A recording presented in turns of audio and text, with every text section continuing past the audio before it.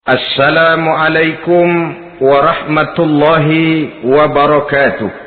Waalaikumsalam warahmatullahi wabarakatuh. Bismillahirrahmanirrahim. Alhamdulillahi rabbil alamin. Wassalatu wassalamu ala ashrafil anbiya'i wal mursalin. Sayyidina wa maulana Muhammadin. وعلى آله وأصحابه المجاهدين الطاهرين أما بعد. Saudara-saudara kaum muslimin rahimakumullah. Agama mengajarkan bahwa di dalam melaksanakan segala macam pekerjaan hendaklah dilaksanakan dengan penuh hati-hati dan perhitungan. Dikatakan dalam pepatah, fit ta'annis salamah wa fil ajalatin nadamah. Di dalam keberhati-hatian itu ada keselamatan, dan di dalam sikap tergesa-gesa, di dalam sikap terburu-buru biasanya mengandung penyesalan. Tetapi ada 5 perkara yang malah memang harus dikerjakan secara buru-buru. Apa yang 5 perkara itu? Pertama, mengubur jenazah. Tidak baik kalau jenazah itu disemayamkan sampai 2-3 hari di rumah. Dan yang lebih baik mengubur jenazah itu adalah di tempat di mana dia meninggal.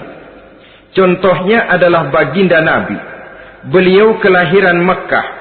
Beliau wafat di Madinah. Maka di Madinah itulah beliau dimakamkan. Dan bukan di kota Mekah. Karena prinsipnya agama menginginkan kemudahan dan tidak menginginkan kesukaran. Hal kedua yang harus dikerjakan dengan segera ialah mengawinkan anak perempuan. Apabila kita mempunyai anak perempuan, sudah sampai usianya untuk memasuki ambang pintu pernikahan, dan dia sudah minta untuk dinikahkan, maka segeralah orang tua menikahkannya atau mengawinkannya. Sebab biasanya anak perempuan, apalagi di zaman sekarang, kalau tidak segera dikawinkan oleh orang tuanya, dikhawatirkan dia akan kawin sendiri. Dan itu tentu akhirnya akan merepotkan kedua orang tuanya. Hal ketiga yang harus dikerjakan dengan segera dan buru-buru ialah membayar hutang. Apabila kita sudah berhutang kepada seseorang, dan sudah ada uang untuk membayarnya, bersegeralah untuk membayar. Sebab kalau ditunda besok, lusa, atau hari minggu depan, dikhawatirkan uangnya akan terpakai untuk kepentingan-kepentingan yang lain, dan hutang akan tetap tinggal hutang, tidak pernah terbayar adanya. Hal keempat yang harus disegerakan ialah menghidangkan makanan untuk orang musafir yang kebetulan menjadi tamu di rumah kita. Dan hal yang kelima yang harus dilakukan dengan buru-buru, dengan segera, bertaubat apabila mengerjakan perbuatan dosa. Hal kelima inilah yang akan kita bicarakan pada pertemuan kita kali ini, yaitu tentang taubat kepada Allah Subhanahu wa ta'ala. Taubat berasal dari kata-kata taba yatubu, yang isim masdarnya adalah taubatan. Artinya sama dengan roja'a yarji'u, ada ya'udu, pulang atau kembali. Bertobat maksudnya kembali dari yang dilarang oleh Allah.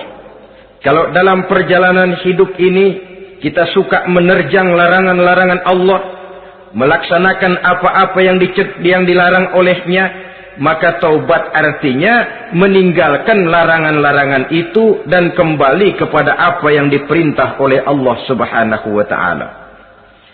Kenapa taubat ini harus disegerakan? Karena makhluk bernama manusia ini sulit melepaskan diri dari dosa dan salah. Nabi bersabda, kullu bani Adam khatta'un wa khairul khatta'ina tawwabun. Setiap anak Adam, yakni setiap manusia, pasti mempunyai dosa dan kesalahan. Dan sebaik-baik orang yang mempunyai dosa dan kesalahan ialah orang yang segera bertaubat. Dengan kata lain, orang yang baik sesungguhnya bukanlah orang yang tidak punya salah, karena tidak ada orangnya yang tidak punya salah. Tetapi orang yang baik adalah orang yang apabila melakukan kesalahan, dia segera sadar, dijadikannya kesalahan itu sebagai pelajaran untuk tidak diulanginya lagi pada masa-masa yang akan datang. Inilah yang digambarkan oleh Allah Subhanahu wa taala dalam surah Ali Imran ayat 135. Wallazina iza fa'alu fahishatan, dan orang-orang yang apabila mereka terjatuh ke dalam perbuatan dosa, au zalamu anfusahum, atau berbuat zalim kepada diri mereka sendiri, zakarullaha fastaghfaru li dzunubihim, mereka segera ingat kepada Allah dan memohon ampun terhadap dosa yang pernah mereka kerjakan. Saudara-saudara kaum muslimin rahimakumullah, sejak awalnya iblis memang sudah memproklamirkan diri di hadapan Allah Subhanahu wa taala. Apa kata iblis? Ya Rabbi wa izzatika la azalu aghwi bani Adam ma damat arwahuhum fi ajsadihim. Ya Allah, demi kemuliaan-Mu saya bersumpah, kata iblis, saya akan selalu memperdayakan anak-anak Adam. Saya akan selalu menggoda manusia selama ruh mereka masih ada di dalam jasad mereka. Jadi selama ruh masih ada di dalam jasad, selama itulah iblis akan selalu berusaha menggelincirkan manusia untuk jatuh ke tempat-tempat salah dan ke tempat-tempat dosa. Tetapi kemudian Allah juga memberikan jaminan. Allah menjawab proklamasi iblis ini, wa izzati wa jalali ya mal'un la azalu aghfiru lahum mastaghfaru. Demi kehormatanku, demi kemuliaanku, hai mal'un, hai yang terkutuk, hai iblis, kalaupun engkau selalu memperdayakan manusia, kalaupun engkau selalu menipu dan menggoda mereka sepanjang ruh mereka masih ada di dalam jasad, aku akan senantiasa memberikan ampun kepada mereka sepanjang mereka memohonkan ampun kepadaku. Inilah jaminan dari Allah Subhanahu wa ta'ala.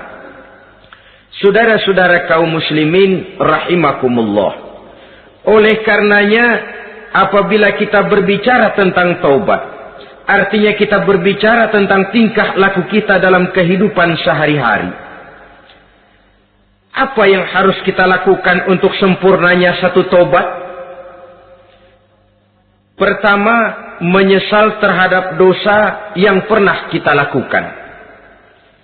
Kadang-kadang ada juga orang bertaubat, tapi bukan nyesal terhadap dosa yang dia kerjakan, malah puas katanya. Dia ngomong sama teman-temannya, saya dulu zaman muda sudah kenyang judi, kenyang zina, kenyang mabuk-mabukan, sudah puas. Sekarang tinggal benernya saja, saya sudah taubat. Taubatnya sih bagus, tapi puasnya itu yang jelek. Kenapa harus dikatakan puas? Bukan puas, menyesal. Menyesal saya dulu. Kenapa hanyut terjebak dosa? Kenapa tenggelam di meja judi? Kenapa tenggelam di minum-minuman keras? Kenapa hanyut kepada perbuatan munkar dan maksiat? Saya menyesal sekali. Menyesal diperintah dan bukan malah puas. Dari rasa menyesal ini nanti timbul hal yang kedua, yaitu berniat tidak akan mengulangi lagi perbuatan dosa. Kalau menyesal tapi masih diulangi lagi, itu belum taubat yang sebenarnya. Saya kapok, menyesal, tidak mau minum minuman keras lagi. Besok tidak ada minuman keras, malah pusing. Nyari kesana kemari. Itu belum taubat yang sebenarnya. Jadi setelah menyesal, berniat tidak akan mengulangi lagi perbuatan dosa itu. Kalau menyesal tapi masih diulanginya lagi, itu sama saja dengan main-main. Saudara-saudara kaum muslimin rahimakumullah, Barangkali itu yang orang namakan dengan taubat sambal namanya. Kita kalau makan nasi pakai sambal, pedesnya bukan main, repot, marah, ngomel. Gila, sambal pedes bukan main, taubat sama sambal. Taubat sama sambal katanya. Tapi 2-3 hari kemudian dia makan lagi, nggak ada sambal, nyari. Kemarin sudah taubat, 2 hari kemudian malah nyari. Ini bukan taubat yang sebenarnya. Penyesalannya tidak diiringi dengan berniat untuk tidak mengulangi perbuatan dosa itu selama-lamanya. Saudara hadirin, kita sudah taubat, tidak mau lagi minum minuman keras. Datang teman, minum ya. Nggak mau. Kenapa? Saya sudah taubat. Yang benar. Benar. Kalau dibayarin? Udah. Jadi rupanya taubatnya itu cuma karena nggak ada yang bayarin. Begitu datang yang bayarin, berangkat lagi. Itu belum lagi merupakan taubat yang sebenarnya. Begitu juga kita taubat dari meja judi. Pada waktu sudah buras, bangkrut, habis-habisan, mungkin menyesal, mungkin bertobat. Inilah akibatnya judi, rumah tangga berantakan, harta buras, anak terlantar, uang tidak ada. Tobat, saya tidak mau lagi-lagi tenggelam di meja judi. Pada saat kondisinya bangkrut, itu yang diucapkan. Tapi 2-3 hari, 4-3 minggu, 1 bulan kemudian rezekinya banyak, makmur lagi, usahanya maju lagi, lupa lagi dia kepada ucapan sebelumnya, akhirnya sedikit demi sedikit tenggelam kembali di meja judi. Ini pun belum merupakan taubat yang sebenarnya. Jadi untuk sempurnanya taubat, yang pertama menyesal terhadap dosa yang telah dilakukan, yang kedua berjanji tidak akan mengulangi lagi, kemudian yang ketiga meninggalkan perbuatan jahat itu untuk selama-lamanya. Dengan kata lain, kalau memang taubat tidak mau minum lagi, talak 3 itu minuman keras. Kalau memang niat tidak akan berjudi lagi, talak 3 itu segala macam bentuk perjudian. Meninggalkan perbuatan jahat. Yang keempat, menunaikan semua fardu dan kewajiban. Sebab barangkali pada saat kita tenggelam dalam dosa, perintah-perintah Allah, jangankan yang sunnah, yang wajib saja sering kita lalaikan. Maka apabila diri telah berniat melaksanakan taubat, maka tunaikan semua kewajiban yang disyariatkan oleh agama kepada kita. Yang kelima, meminta halal kepada para lawannya dengan termasuk mengembalikan hak milik orang lain. Ini kalau menyangkut hukukul adamiyin atau hak-hak manusia. Jadi kalau kita berdosa kepada sesama manusia, Allah belum akan menerima taubat kita kalau kita belum minta maaf kepada yang bersangkutan. Adapun kalau kita sudah minta maaf tapi yang bersangkutan tidak mau memberikan maaf, itu urusan dia kepada Allah. Urusan kita adalah meminta maaf kepada yang bersangkutan. Hal yang keenam, mendidik atau melatih diri untuk bertaat kepada Allah. Sebagaimana kita dulunya telah melatih diri, memperturutkan diri untuk berbuat durhaka. Lalu memperbaiki yang dimakan dan yang diminum. Itu juga merupakan ciri dari orang-orang yang melaksanakan taubat kepada Allah Subhanahu wa ta'ala. Kemudian apalagi memperbanyak istighfar di dalam kehidupan. Disabdakan oleh Nabi, inna likulli da'in dawa'un wa dawa'u zunubi al-istighfar. Sesungguhnya segala macam penyakit tentu ada obatnya, dan obat dari segala macam dosa adalah istighfar. Saudara-saudara kaum muslimin rahimakumullah. Jadi kalau yang terdahulu merupakan perbuatan-perbuatan konkret, maka yang terakhir ini taubat dalam bentuk ucapan berupa memperbanyak istighfar, memohonkan ampun kepada Allah Subhanahu wa ta'ala. Mari kita lihat. Dalam teladan hidup kita, manusia yang hatinya paling bersih tidak lain adalah Rasulullah sallallahu alaihi wasallam. Beliau sudah mendapat jaminan ampun dari seluruh dosa. Liyaghfir lakallahu ma taqaddama min zambika wa ma ta'akhkhar, kata Allah. Muhammad, dosamu yang dahulu, dosamu yang sekarang, dosamu yang akan datang jikalau memang ada, seluruhnya sudah mendapat jaminan ampun dari Allah. Tetapi coba lihat dari sejarah perjalanan hidup yang mulia ini. Sungguh pun beliau sudah nyata-nyata mendapat jaminan ampun dari Allah. Beliau mengatakan, ayyuhan nas, tubu ilallah, fa inni atubu fil yaumi mi'ata marrah. Wahai manusia, bertaubatlah kepada Allah.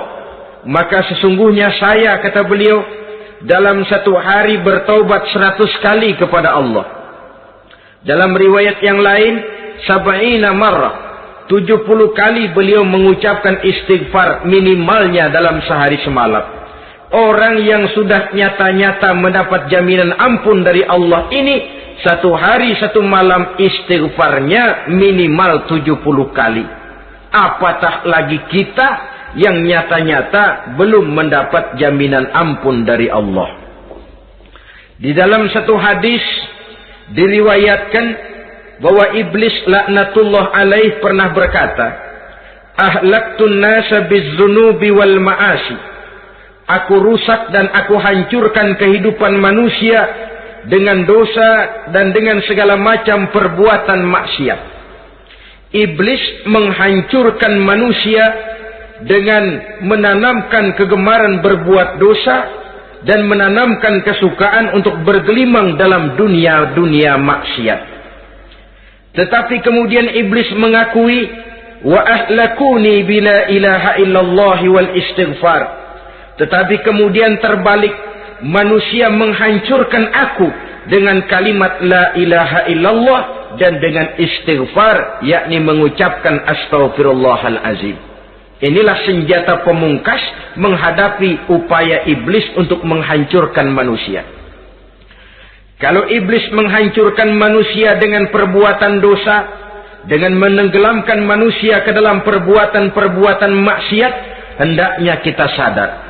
Pada saat kita terdorong untuk melakukan perbuatan dosa, kita lalu sadar, inilah perangkap iblis untuk membinasakan saya. Pada saat kita terjebak ke dalam perbuatan maksiat dan munkarat, ingatlah baik-baik, inilah perangkap iblis untuk merusak dan membinasakan saya. Maka hancurkan perangkap iblis, hancurkan tipu daya dan usaha iblis itu dengan apa? Dengan kalimat la ilaha illallah dan dengan memperbanyak istighfar. Falamma ra'aitu dzalik, ketika aku lihat hal itu, kata iblis, mereka hancurkan kita dengan dosa dan maksiat, dan kita hancurkan mereka dengan la ilaha illallah dan istighfar. Diamkah iblis? Puaskah iblis? Ternyata tidak. Apabila aku lihat usaha manusia itu, ahlaktuhum bil huda, ahlaktuhum bil hawa, wahum yahsabuna annahum muhtadun. Apabila mereka hancurkan aku dengan la ilaha illallah dan istighfar, maka aku kembali menghancurkan mereka dengan mempergunakan hawa nafsu, sehingga mereka menyangka bahwa mereka adalah orang-orang yang mendapat petunjuk. Ditanamkan dalam diri kita perasaan bahwa kitalah orang yang paling benar. Itu pun tipu daya iblis. Maka orang pintar itu baik, tapi merasa pintar itu jelek. Orang benar itu bagus, tapi merasa benar itu tidak baik. Karena biasanya orang kalau sudah merasa benar, lalu cenderung untuk menganggap orang lain tidak benar. Kalau sudah begitu, dia akan mengklaim diri, sayalah orang yang paling benar, yang lain tidak benar semuanya. Itu termasuk perangkap iblis juga. Setelah kita gempur mereka dengan kalimat tahlil dan dengan kalimat istighfar. Saudara-saudara kaum muslimin rahimakumullah. Allah Maha Pengasih dan Maha Penyayang. Ia akan mengampunkan perbuatan yang bersifat salah dari manusia. Hanya manusia saja yang kadang-kadang bodoh, tidak mau mengampuni dan memaafkan dirinya sendiri, dengan membiarkan dirinya terseret berlarut-larut dalam dosa tanpa keinginan untuk bertaubat. Sepanjang nafas belum sampai di tenggorokan, sepanjang matahari masih terbit di sebelah timur dan terbenam di sebelah barat, sepanjang itu Allah masih akan menerima taubat seorang hamba. Innallaha yaqbalu taubatal abdi ma lam yugharghir. Allah akan senantiasa menerima taubat seorang hamba sebelum nafasnya sampai di tenggorokan. Apabila nafas sudah sampai di tenggorokan, maka taubat sudah terlambat adanya. Lalu yang konkret di dalam kehidupan ini, apa ciri-ciri dari orang yang melaksanakan taubat itu? Seorang ahli hikmah berkata, pertama, orang yang taubat itu kelihatan bahwa dalam kehidupan ini dia mampu menjaga lidahnya dari ucapan yang berlebih-lebihan, dari ucapan yang tidak ada manfaatnya, dari ucapan yang mengandung dosa, namimah, mengadu domba, dan ucapan-ucapan yang merugikan orang lain. Orang yang taubat kelihatan dari lidahnya. Ini yang konkret. Yang kedua, orang yang taubat itu cirinya tidak ada lagi rasa dengki di hatinya. Tidak ada keinginan untuk membenci dan memusuhi orang lain. Kenapa? Dia sudah sibuk memikirkan kekurangan dirinya sendiri. Sehingga tidak ada waktu lagi untuk mengorek-ngorek, mencari-cari aib dan kekurangan pada diri orang lain. Ini makna ucapan Nabi, tuba liman syaghalahu aibuhu an uyubin nas. Beruntunglah orang yang kekurangan pada dirinya menyebabkan dia cukup sibuk sehingga tidak sempat mencari-cari dan mengorek-ngorek aib dan kekurangan orang lain.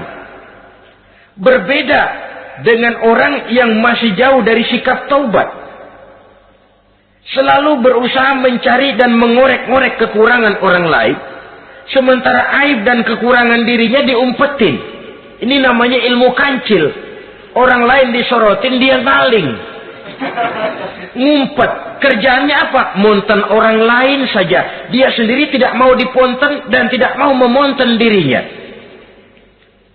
Akibatnya apa? Sikap introspeksi tidak ada. Sikap mawas diri hilang. Sikap melihat, bercermin terhadap pribadinya sendiri hilang. Yang ada cuma menilai orang lain saja. Jadi adapun orang yang sudah bertaubat ini, di hatinya tidak ada dengki. Melihat orang lain mendapat nikmat, alhamdulillah, dia ikut bersyukur. Lain dengan orang yang jauh dari taubat. Tetangganya dapat nikmat, dia meriang. Tidak senang hatinya melihat orang lain senang. Orang melarat malah tepuk tangan. Saudara hadirin yang saya muliakan, orang yang semacam ini pada hakikatnya selalu disiksa oleh perasaannya sendiri. Kalau tetangganya yang kaya, ditanya kemana dukunnya. Tapi kalau tetangganya jatuh melarat, dia tepuk tangan, gembira bukan main. Lain dengan orang yang sudah bertobat, hasud itu hilang dari dirinya. So hasud inilah yang akan memakan kebaikan yang kita kerjakan. Kata Nabi, hasud itu bisa memakan kebajikan seperti api memakan kayu bakar. Allahu Akbar. Puasa kita, zakat kita, sholat kita, habis keropos dimakan oleh sifat hasud. Tidak terasa, tapi begitu kita punya sifat dengki kepada orang lain, maka sholat kita dimakan oleh dengki tadi. Puasa kita dimakan oleh dengki tadi. Segala macam kebaikan yang kita kerjakan dihabis dimakan oleh si dengki tadi. Seperti api memakan kayu bakar. Cepat sekali. Itulah sebabnya bagaimanapun banyak kebaikan yang sudah kita kerjakan, jangan bangga dan jangan lalai. Sebaliknya, bagaimanapun besar dosa dan kesalahan yang pernah kita lakukan, jangan putus asa dari rahmatnya Allah Subhanahu wa ta'ala. Jadi yang kedua, ciri orang yang bertaubat, di hatinya tidak ada dengki dan tidak ada rasa ingin memusuhi orang lain.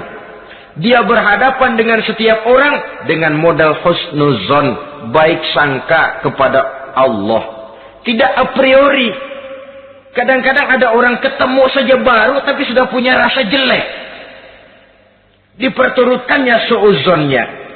Yang ketiga, ciri orang bertaubat itu menjauhkan diri dari pergaul dengan orang-orang jahat.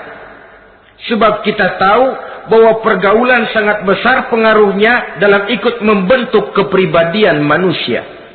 Asyariku wa fi syarri syarrun. Bersekutu dengan kejahatan biasanya ikut jadi jahat. Walaupun secara langsung tidak melakukan kejahatan, tapi sudah termasuk dalam jamaah yang jahat juga namanya. Saudara-saudara kaum muslimin, bukan berarti orang yang taubat lalu tidak mau bergaul, itu juga mencerminkan keangkuhan diri. Bergaul dia bergaul, tetapi kepada orang-orang yang jahat, ia sekedar menghindarkan diri pergaulannya itu dari kejahatan yang bisa ditimbulkan oleh orang-orang jahat tadi. Ciri yang keempat dari orang yang bertaubat, dia mempersiapkan diri untuk menghadapi mati. Mempersiapkan diri. Sebagaimana kita tahu, kalau kita akan pergi ke luar kota, tentu kita membawa bekal. Makin jauh perjalanan, makin banyak bekal yang harus kita bawa. Hidup ini adalah perjalanan panjang yang kita juga memerlukan bekal dalam kehidupan. Orang yang bertaubat, orang yang mempersiapkan diri untuk menghadapi maut dan menghadapi hari-hari sesudah maut itu datang. Menghadapi kehidupan di alam barzakh, menghadapi kehidupan di alam akhirat dan selanjutnya. Dia mempunyai persiapan sehingga kapan maut datang dia sudah punya persiapan lebih dahulu. Saudara, kalau kita siap dipukul orang, pada saat pukulan itu datang, rasanya sakitnya agak lebih kurang daripada kita tidak pernah siap untuk dipukul. Walaupun bobot pukulannya sama, tapi kita akan lebih punya daya tahan kalau kita sudah siap. Oleh karena itu, orang yang bertobat, orang yang mempunyai persiapan untuk menghadapi mati. Tidak hanya untuk menghadapi mati, tapi juga menghadapi hidup di seberang kematian nanti. Maka karenanya, dia sibuk dengan dunianya, tapi juga dia lebih sibuk dengan akhiratnya. Dia tenggelam dalam berbagai macam kesibukan dunia, lain saat dia memfanakan diri untuk membekali diri menghadapi kehidupan sesudah hidup yang sekarang ini. Ciri-ciri ini tentu akan kelihatan dari gerak hidup seseorang. Saudara-saudara kaum muslimin rahimakumullah. Jadi dengan kata lain, kalau kita kembali kepada surah Ali Imran ayat 135 tadi, apabila dalam kehidupan terjebak kita kepada perbuatan dosa atau zalim kepada diri sendiri, zakarullah, segeralah mengingat Allah, fastaghfaru li dzunubihim, dan segera memperbanyak istighfar, memohon ampun kepada Allah Subhanahu wa taala, sebab dosa dalam Islam hanya bisa ditebus dengan taubat. Bukan dengan uang, bukan dengan beras, bukan juga dengan piagam. Dosa dalam Islam hanya bisa ditebus dengan melaksanakan taubat kepada Allah. Dan untuk bertaubat tidak usah ngulur waktu. Besok saja, bulan depan saja, tahun depan saja, nanti saja kalau sudah agak sedikit tua. Ibarat diri kita ini kaca, kata Imam Ghazali, maka dosa adalah debu. Apabila kaca kena debu, sedikit nempel debu, lalu dilap, sedikit nempel debu, terus dilap lagi, insya Allah kaca akan tetap bersih. Tapi kalau kita menunggu debu sampai banyak, apalagi sampai berurat, berkarat, nanti akan sulit membersihkannya. Demikian hati manusia itu. Kalau sudah dihinggapi oleh dosa, ditumpuknya lagi, berkarat dosa dalam hati, biasanya berat untuk melaksanakan taubat. untuk lebih meningkatkan pengertian kita tentang ciri dari orang-orang yang bertaubat, mari kita ikuti sebuah dialog yang pernah terjadi antara Rasul dengan para sahabat. Satu hari ketika sedang berkumpul dengan para sahabat, baginda Rasul bertanya, "Atadruna manit taib?" Saudara-saudara, tahu enggak saudara-saudara, siapa sebenarnya orang-orang yang bertaubat itu? Macam-macamlah jawaban para sahabat, tapi yang jelas akhirnya mereka berkata, Allahu wa rasuluhu a'lam. Allah dan Rasulnya yang lebih tahu siapa sebenarnya orang yang bertaubat itu. Atas jawaban ini, baginda Rasul lalu menegaskan. Pertama, man taba wa lam yata'allamil ilma falaysa bitaibin. Siapa orang yang mengaku bertaubat kepada Allah, lalu dia tidak mau mencari ilmu, tidak mau belajar, falaysa bitaibin, maka dia belum termasuk orang yang bertaubat. Jadi di sini jelas bahwa bukan hanya dari dosa kita bertaubat, juga bertaubat dari kebodohan. Dalam arti tidak membiarkan diri kita bodoh terus menerus. Dengan bahasa anak sekarang, bodoh tapi betah.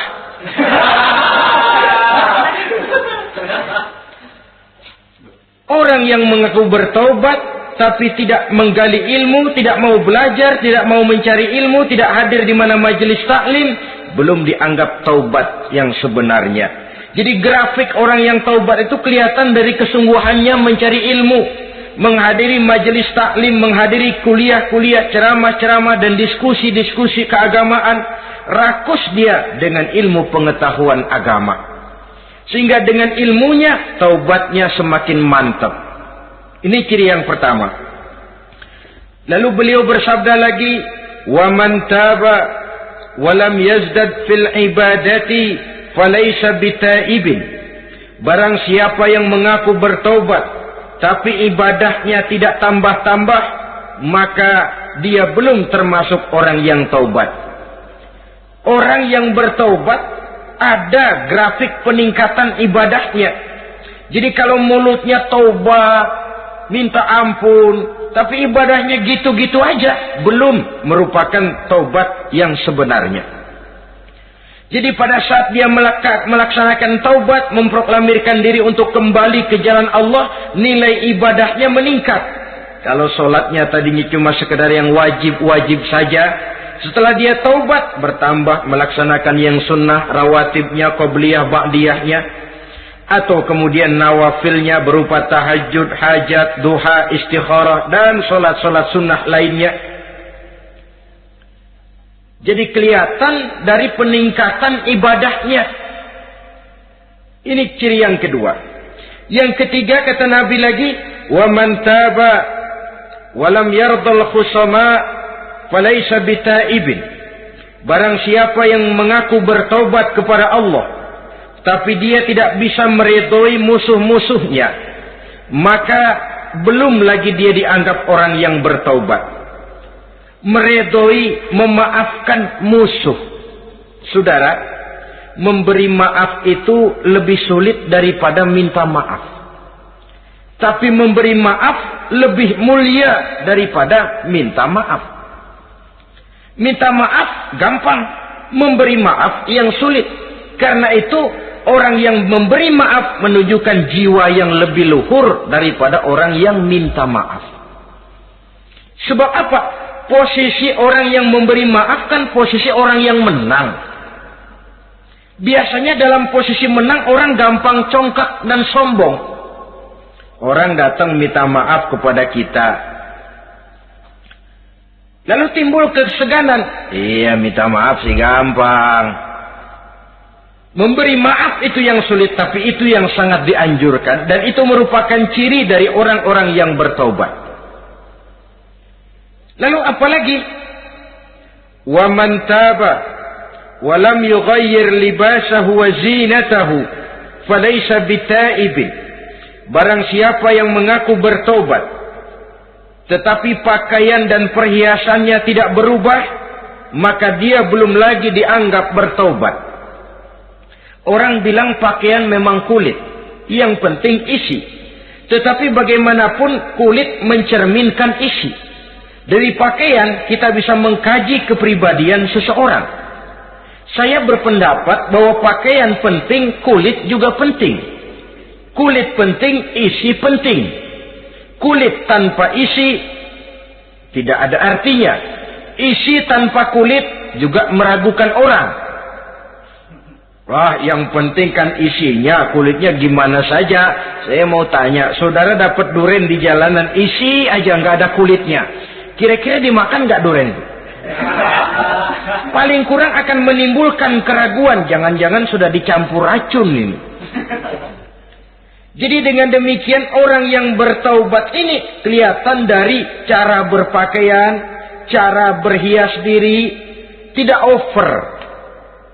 Dia kembali kepada fungsi berpakaian. Dalam Islam kan sesungguhnya fungsi pakaian itu yang paling utama. Pertama, nutup aurat. Itu ukurannya. Yang kedua, pantas. Yang ketiga, baru soal mode. Di zaman kita sekarang terbalik. Mode nomor 1. Pantas belakangan. Nutup aurat apa tidak nomor 16.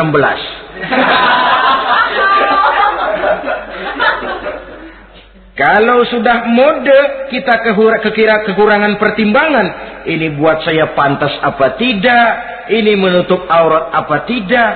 Kita balik. Padahal fungsi berpakaian dalam Islam tujuan utamanya. Pertama, nutup aurat. Biar modenya mutaakhir, ciptaan Pierre Cardin sekalipun.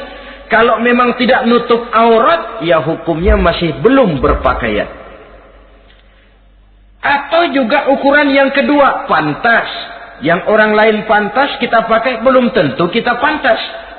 Kita kadang-kadang kehilangan pertimbangan. Lihat iklan bintang film memakai pakaian yang begini bagus, lalu kita pakai saja. Ya tentu namanya bintang film. Kadang-kadang pakaian untuk show dipakai buat kondangan. Akhirnya habis sekampung orang nonton dia. Ya nggak pantas toh, nggak wajar. Saudara hadirin yang saya muliakan, orang yang bertobat kelihatan dari pakaian dan perhiasannya. Kalau sudah memakai perhiasan, ya sekedarnya saja. Tidak lalu dengan niat supaya orang tonton, supaya orang lihat, supaya orang tahu dia kaya, supaya timbul decak kagum, asal dia lihat orang lalu wah. Kalau sudah diwahi lalu senang. Saudara hadirin yang saya muliakan, kemudian kata Nabi lagi, wa man taba wa lam yubaddil ashabahu falaysa bitaibin. Siapa yang mengaku bertaubat tapi pergaulannya dari itu ke itu saja, seperti itu juga tidak mengalami perubahan, maka dia belum lagi dianggap bertaubat. Kalau taubat kita dari judi, jangan bergaul lagi dengan penjudi. Dalam arti jangan berkumpul di majelis judi. Ah, saya sih udah tobat nggak main judi, tapi ngumpulnya di situ terus. Ya bagaimana? Pada akhirnya toh akan terseret juga. Saudara hadirin yang saya muliakan, jadi dengan demikian lingkungan juga sangat besar pengaruhnya dalam kriteria orang yang bertaubat. Selanjutnya Nabi bersabda, "Wa man taba walam yughayyir khuluquhu falaysa bitaibin." Siapa yang mengaku bertaubat tapi akhlaknya, budi pekertinya tidak mengalami perubahan, maka orang itu pun belum dianggap bertaubat. Ini juga konkret. Orang yang bertaubat kelihatan dari akhlaknya. Kalau kemarin sama orang tua songong, kurang ajar, nyelongcong, maka setelah taubat dia berakhlak kepada orang tua. Kalau kemarin kepada anak muda menindas, tidak senang kepada anak muda yang maju, setelah dia taubat, dia bisa menyayangi kepada anak-anak muda. Akhlak ini lain dengan adat, istiadat. Adat biasanya hanya memandang yang lahir, sedangkan akhlak zahir batin dipandang. Contoh, seorang anak muda kalau lewat di depan orang tua membungkukkan badan, menurut adat dia sudah sopan. Tapi menurut akhlak belum tentu berakhlak. Tergantung kepada niatnya apa membungkukin badan. Permisi apa nginap. Kan mungkin saja orang membungkukan badan lewat di depan aki-aki karena menghina sebab aki-aki itu badannya udah bungkuk. Jadi gerakan zohir yang baik, yang diiringi dengan niat yang baik, itulah cerminan daripada akhlak. Kalau adat terlepas dari soal niat. Asal zohirnya sudah oke, menurut adat, oke dia beradat. Niatnya apa? Adat tidak pernah menilai. Maka orang yang bertaubat pun kelihatan dari akhlaknya. Dan akhlak itu adalah keseluruhan tingkah hidup manusia. Cara berjalan ada akhlak. Cara makan ada akhlak. Cara duduk ada akhlak. Cara tidur ada akhlak. Sehingga pantas ketika Siti Aisyah ditanya, Aisyah, Rasulullah itu akhlaknya apa sih? Beliau menjawab, karena Rasulullah khuluquhul Quran. Rasulullah itu akhlaknya Quran. Sehingga di kalangan ilmuwan lalu ada ungkapan bahwa Nabi Muhammad adalah Quran berjalan. Maksudnya seluruh konsepsi Quran sudah diterjemahkan dalam kehidupan Nabi. Maka tidak heran kalau Islam mengatur kehidupan manusia sejak yang sekecil-kecilnya sampai yang sebesar-besarnya. Cara berpakaian ada akhlaknya, kan begitu toh dalam Islam. Saudara diri di depan kaca, ngaca, ada akhlaknya, ada bacaannya. Allahumma kama hasanta khalqi fahassin khuluqi. Sampai saudara masuk ke dalam WC sekalipun ada akhlaknya. Karena akhlak adalah keseluruhan gerak hidup manusia. Orang yang bertobat kelihatan dari perubahan akhlaknya. Kemudian beliau bersabda, "Wa man taba wa lam yatwi firashahu wa bisatahu falaysa bitaibin." Siapa orang yang mengaku bertaubat tetapi dia tidak menggulung tempat tidur dan spraynya, maka dia belum dianggap bertaubat. Ini bahasa kinayah. Menggulung spray, melipat tempat tidur artinya lebih banyak ibadahnya daripada tidurnya. Kalau ngaku taubat tapi sehari 24 jam, 22 jam tidur, cuma 2 jam ibadah, ya belum mencapai kriteria itu. Dengan kata lain, orang apabila sudah memproklamirkan diri untuk taubat, menyingsingkan lengan baju, melipat spray, menggulung tempat tidur. Bukan berarti dia tidak tidur-tidur, tetapi bersiap diri untuk melaksanakan ibadah yang pada saat dia terjebak dalam dosa, sudah banyak ibadah yang ditinggalkannya. Saudara-saudara kaum muslimin rahimakumullah. Kemudian beliau bersabda pula, "Wa man taba wa lam yatasaddaq falaisa bitaibin."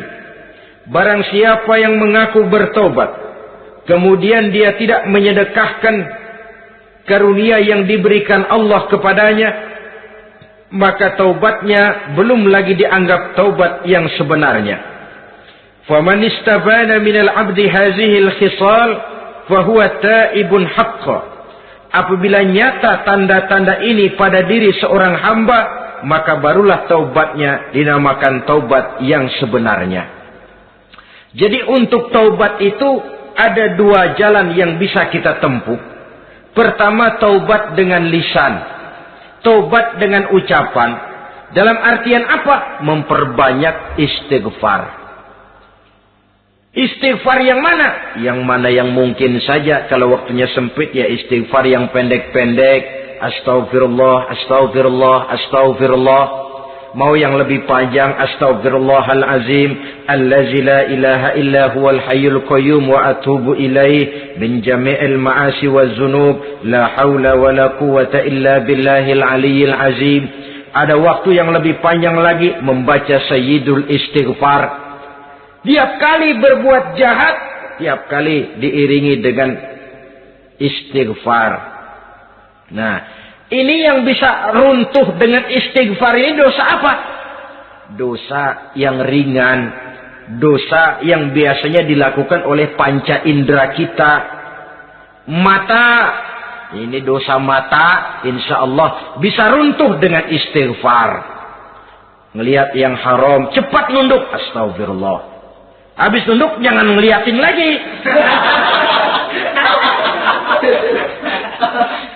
Kadang-kadang ngelihat nunduk, istighfar, melotot lagi, istighfar lagi.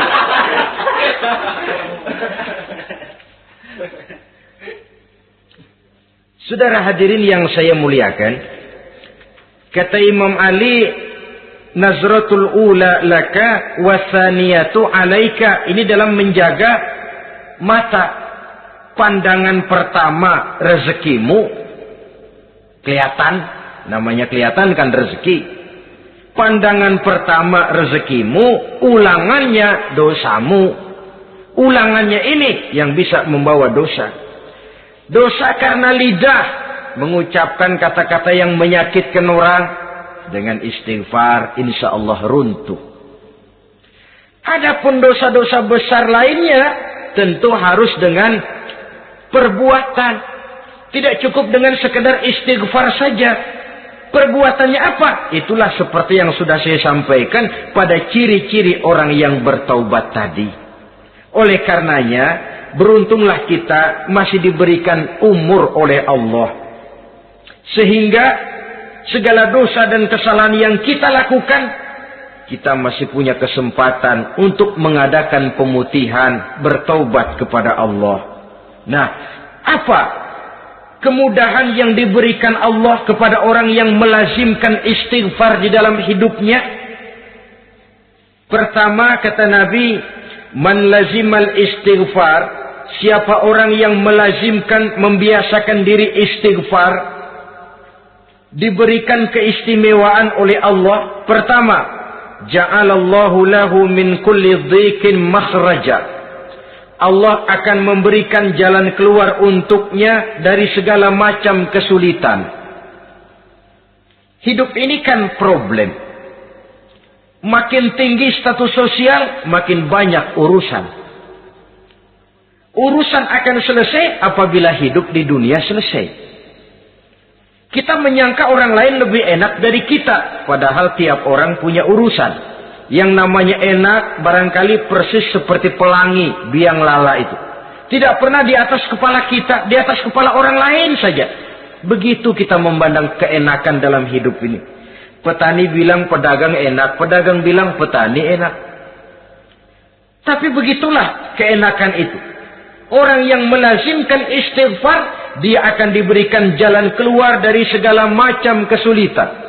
Menurut perhitungan otak, didlek, buntu, tidak sanggup lagi, entah bisa terwujud dan terlaksana. Allah memberikan jalan keluar dari segala kesulitan.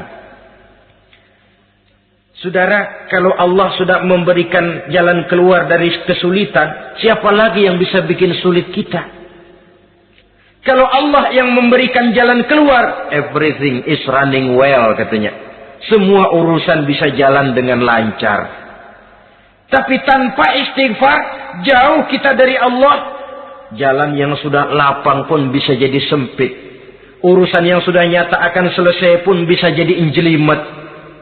Dan jalan yang tadinya tidak berliku-liku pun bisa berliku-liku.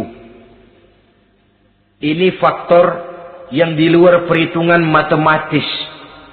Kita tidak mampu, Allah maha mampu. Menurut akal kita tidak mungkin. Kalau Allah mau, tidak ada yang tidak mungkin. Saudara-saudara, ini fasilitas pertama. Orang yang gemar istighfar, diberikan jalan keluar dari segala macam kesulitan. Yang kedua, wa min kulli hammin faraja. Diberikan kegembiraan dari setiap kesusahan yang dihadapinya. Ada saja faktor-faktor yang mendatangkan kegembiraan, yang mendatangkan refreshing di dalam kehidupannya. Sehingga dia tidak lalu merasa jalannya buntu, tidak merasa kesulitannya tidak pernah terselesaikan.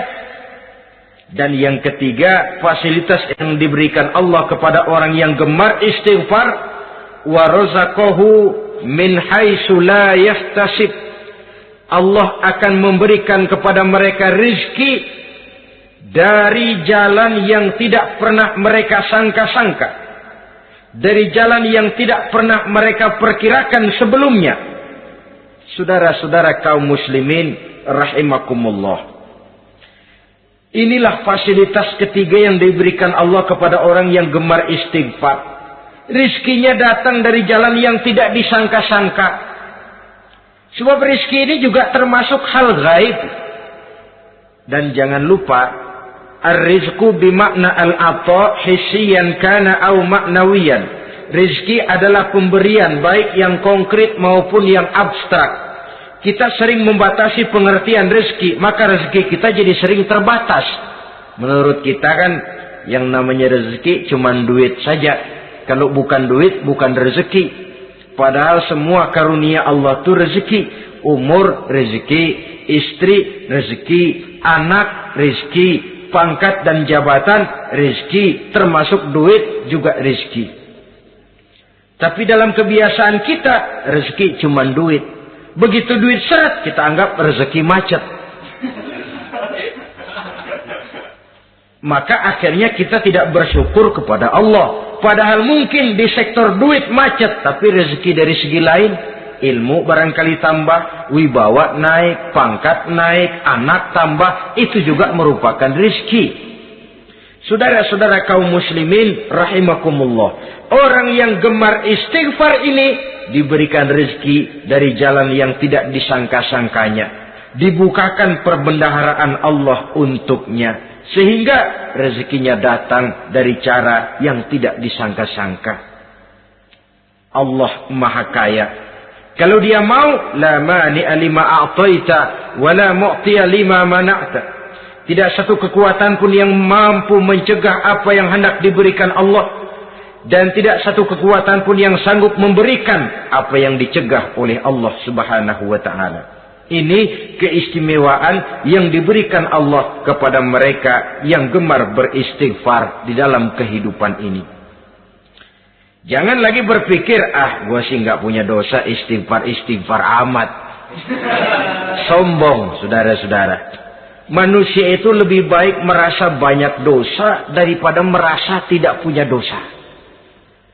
Tanda orang bahagia, kata Nabi 4. Pertama, orang yang selalu ingat kepada kesalahan yang pernah dia lakukan. Itu orang bahagia. Selalu ingat kepada kesalahan yang pernah dilakukannya. Sehingga pada saat akan melakukan kesalahan yang baru, dia mikir-mikir. Dosa gue yang kemarin udah 3 keranjang, ini nambah lagi.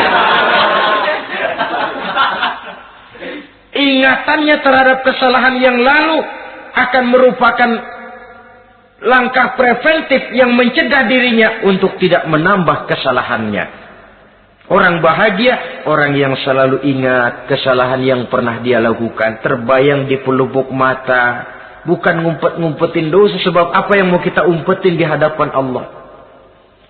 Yang kedua, tanda orang bahagia itu orang yang selalu melupakan kebaikannya.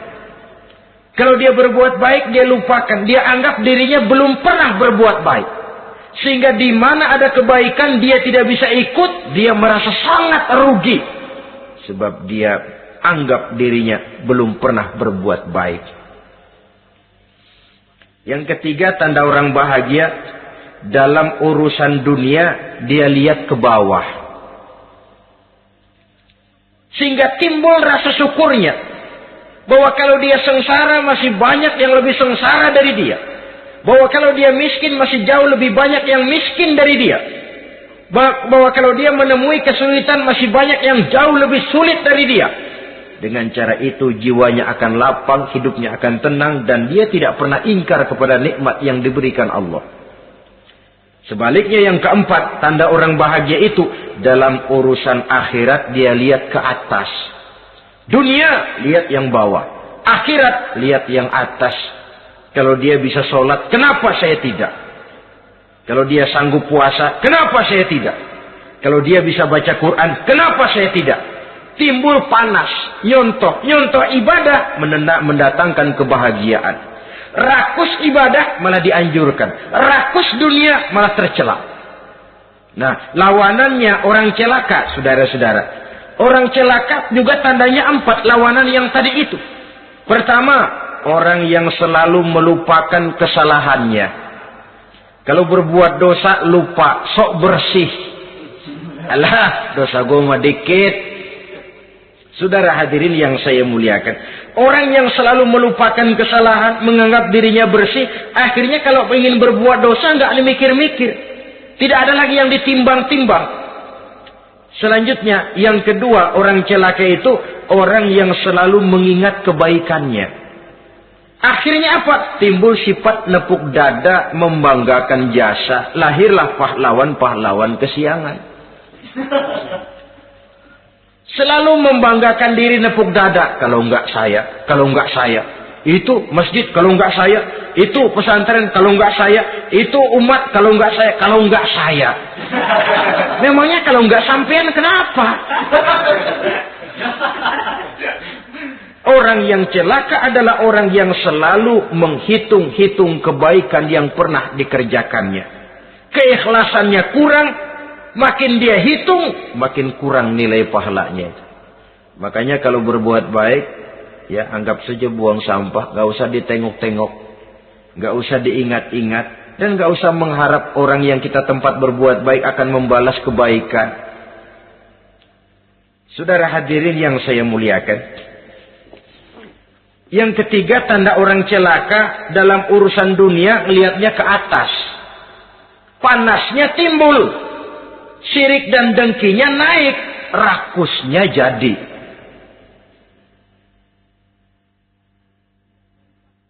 Timbul sifat panasnya itu. Tidak mau ngerti. Kalau tetangga saya bisa beli kulkas, kenapa saya tidak? Kalau tetangga saya bisa beli motor, kenapa saya tidak? Kalau tetangga saya bisa beli mobil, kenapa saya tidak? Gaji nggak cukup, tuyul piara.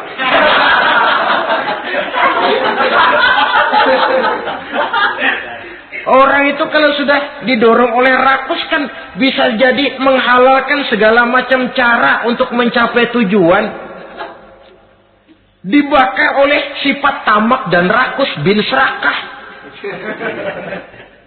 Nah, kalau sudah didorong oleh rasa rakus, yang segera tersingkir pertama rasa malu. Orang kalau sudah rakus nggak ada malunya, rasa malunya hilang. Padahal syarat jadi orang itu kan kalau punya rasa malu. Nggak punya rasa malu, kurang syarat jadi orang. Akan bagaimana jadinya masyarakat, bahkan bangsa dan negara, kalau rakyatnya sudah tidak punya rasa malu. Yang kedua, rasa takut hilang, terutama takut kepada Allah. Sirna sama sekali. Sudah tujuan menghalalkan cara. Yang keempat, tanda orang celaka dalam urusan akhirat, lihatnya malah ke bawah. Kenapa kamu enggak sholat? Itu bapak anu yang tuaan, enggak, saya enggak lagi. Kenapa ngelihatnya mesti kepada yang begitu? Sehingga lalu tidak ada gairah untuk mencontoh.